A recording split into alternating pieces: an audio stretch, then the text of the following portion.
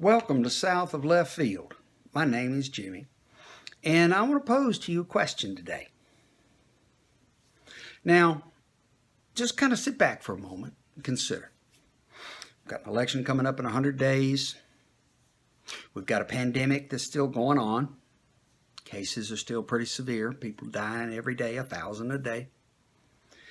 We have serious economic issues. We've got tens of millions, and I do mean tens, multiple tens of millions of people who are unemployed.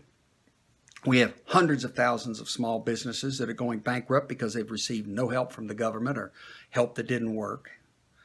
Somehow in the midst of all of this insanity, the stock market is back up playing around record highs again. We'll figure that one out. Probably where most of the trillions of dollars that have supposedly been spent to take care of us is actually gone. There are millions of people who are now in danger of being evicted.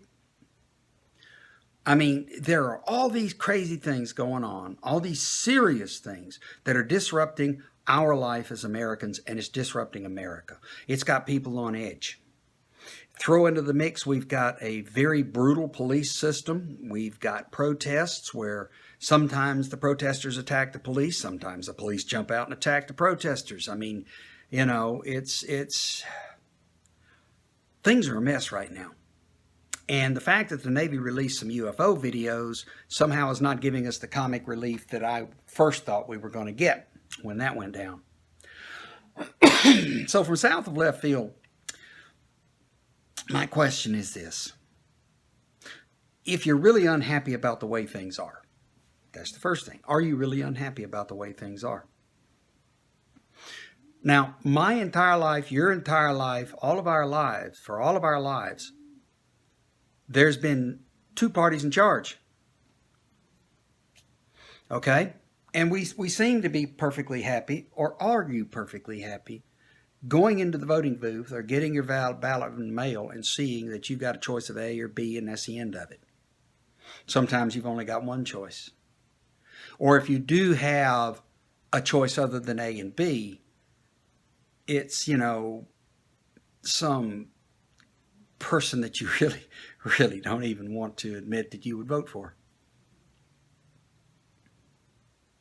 Now, my point here is that our upper class, the politicians, tell us that it is our duty as Americans to vote.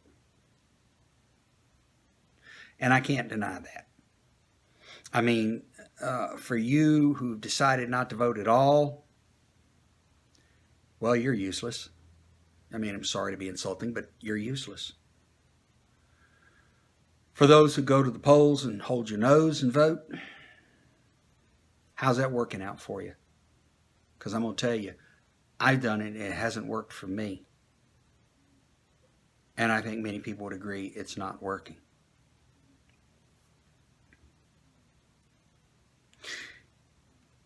Our upper class, our politicians, who are all members of the upper class, have shown us very clearly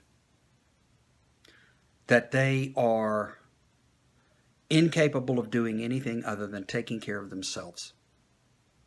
They're really the only ones that are doing all right out of all of this.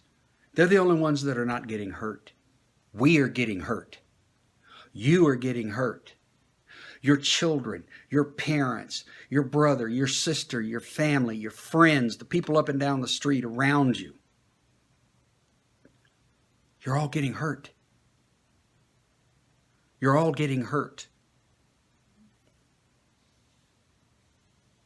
It's no wonder that the social media has turned into its own virtual riot.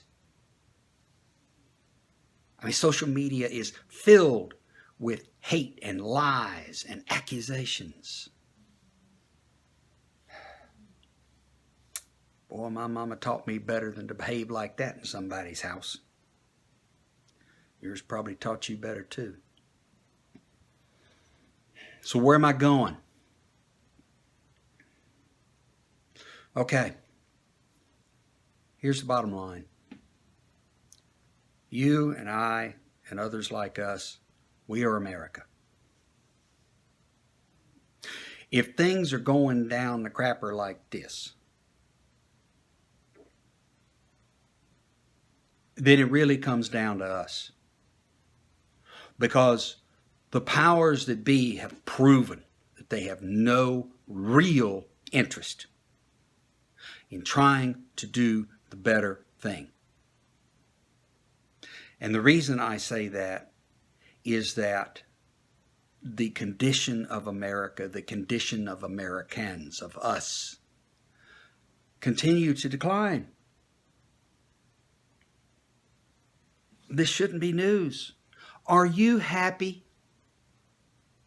I mean, really, think about it. Think about what you see and what you hear of our upper class politicians. Are you happy? Are they meeting your expectations? Are they meeting your needs? Or are they just mouthing platitudes and doing God knows what? But clearly, looking at the more than casual approach they're taking to trying to pass another bill they say that's supposed to help us. Well, the first one helped the stock market. I mean, it's doing great. But it didn't help us, and now people are going to become homeless. People are going to get evicted. People are going to lose more support. And the only answer that the politicians can give is, well, we don't want to discourage people from going to work. What work? What work? All of those small businesses that didn't get help, that have gone bankrupt, those people are now unemployed.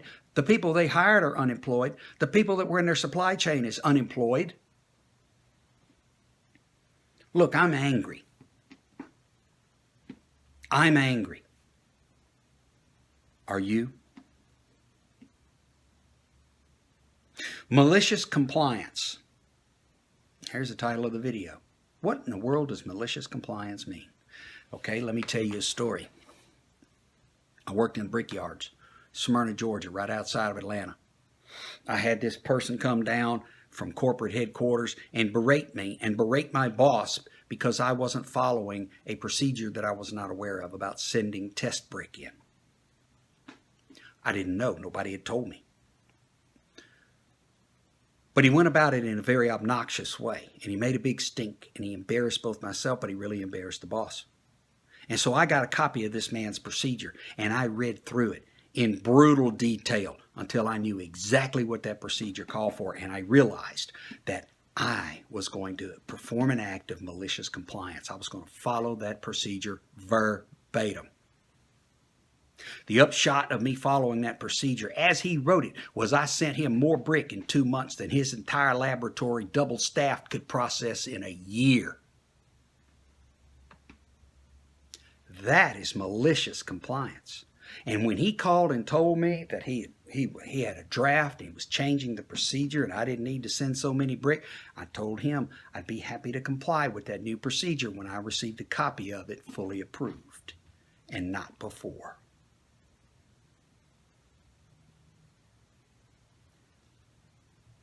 Now, what has that got to do with our situation today? Look, people, if you're really angry, if you truly are angry, if you're ready to kick over the anthill to generate some change, then we have got to do something to rattle the cages of Party A and Party B.